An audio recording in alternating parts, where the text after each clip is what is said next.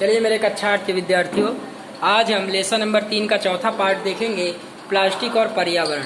देखिए, जब हम बाजार में जाते हैं तो हमें प्लास्टिक अथवा पॉलीथीन की थैली में लपेटे हुए वस्तुएं मिलती है। यह कारण है कि हमारे घरों में प्लास्टिक का कचरा इकट्ठा होता है, फिर यह प्लास्टिक हम कूड़ेदान में डाल देते हैं। प्लास्टिक का निस्तारण एक प्रकार की समस्या। देखिए, कूड़ेदान में डालते हैं, उसके बाद क्या होता है? देखिए, प्लास्टिक गलता सड़ता नहीं है। ध्यान दीजिए, पदार्थ जो प्राकृतिक जीवाणुओं द्वारा विघटित होता है उसे जैव निम्नीकरण, यानी जिसका सूक्ष्म जीवों द्वारा विघटन हो जाए उसे हम जैव निम्नीकरण कहते हैं। जो पदार्थ सूक्ष्म जीवों द्वारा विघटित नहीं होता उन पदार्थों को जैव अनिम्नीकरण कहते हैं। तो प्लास्टिक क्या है? जैव अनिम्नीकरण वाला पदार्थ है। इसका क्या होता है? विघटन नहीं होता है। ध्यान दीजिए, ये आपके सारणी में कुछ पदार्थ दिए गए हैं, जैसे सब्जी 1 से 2 सप्ताह में सूर्य इसका विघटन होता है। बचा हुआ भोजन भी, कागज का 10 से 30 दिन में विघटन हो जाता है, सूती कपड़े का 2 से 5 महीने में, लकड़ी का 10 से 15 साल में, ऊनी वस्त्र का 1 साल में। इसके अलावा टीन है, एल्युमिनियम है, इनका जैव अनिम्नीकरण, इनका विघटन 100 से 500 साल में होता है और प्लास्टिक का कई वर्षों में होता है।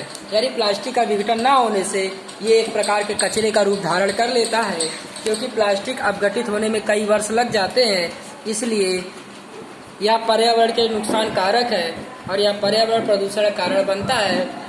क्या होता है कि जब लंबे समय तक प्लास्टिक की आपूर्ति विघटित नहीं होती है तो हमारे पर्यावरण में रह जाती है, भूमि प्रदूषण करती है, वायु प्रदूषण, जलाने पर वायु प्रदूषण होता है, जल प्रदूषण होता है।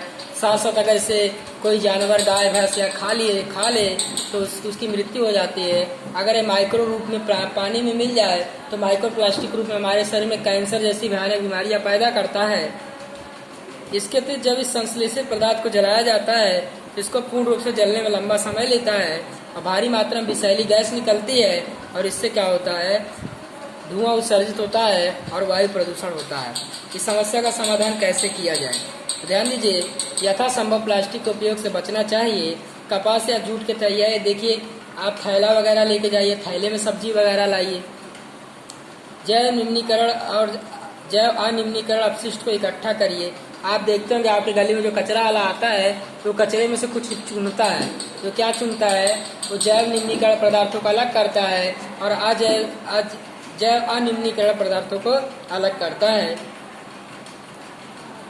कुछ और तरीके भी सुझाइए जिससे आप प्लास्टिक को अलग कर सकते हैं या उसका उपयोग कम कर सकते हैं। तो इसके लिए आप सहयोग दीजिए गवर्नमेंट को। प्लास्टिक अपशिष्ट को पुनः चक्रित करना बेहतर हो, यानी एक प्लास्टिक का दोबारा उपयोग कर लिया जाए।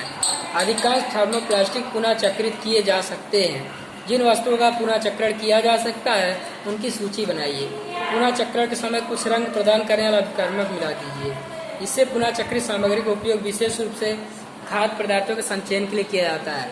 मान लीजिए आपने दही का एक डब्बा लाए हैं, तो दही आपने खा लिया और प्लास्टिक बच गई है। प्लास्टिक का जो डब्बा बच गया है तो आप उस डब्बे का उपयोग कुछ समय के लिए हल्दी, तेल या नमक रखने के लिए कर सकते हैं, या कुछ समय के लिए उसमें आप जीरा है या अन्य मसालों को उसके अंदर रख सकते हैं, यानी आप उसका कई बार उपयोग कर सकते हैं। हम 5R सिद्धांत का उपयोग करके क्या कर सकते हैं?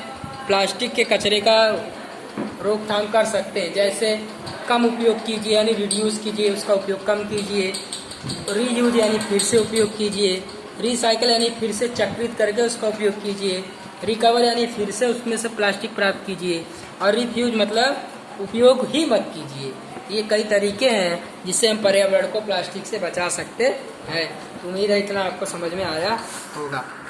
चलिए स्टूडेंट, अब इसी में देखिए, आप देखिए क्या आपने ऐसा कचरा का ढेर देखा है जहाँ पशु, विशेष रूप से गाय, कचरा खा रही है।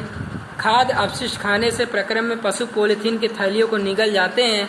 क्या इसके परिणामों की कल्पना कर सकते हैं? जी हाँ, प्लास्टिक पदार्थ पशु निगलते हैं तो उनके श्वास नली में फंस जाता है और आमाशय में जाकर एक अस्तर बना लेता है, जिससे इनकी मृत्यु हो जाती है।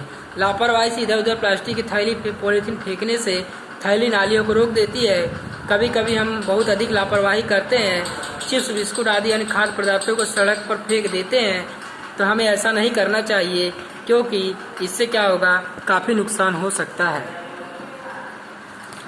कैसे हम क्या करें? प्लास्टिक की थैलियों को पानी के अंदर ना फेंकें, सड़क पर ना फेंकें। खरीदारी करते समय थैले का प्रयोग करें। प्लास्टिक उपयोग कम से कम करें और प्लास्टिक डब्बा बंद भोजन का प्रयोग कम करें। स्टील वाले जो भोजन स्टील में पैक हो उसका प्रयोग करें। उम्मीद है आपको समझ में आएगा। आज के लिए इतना ही। Thank you very much.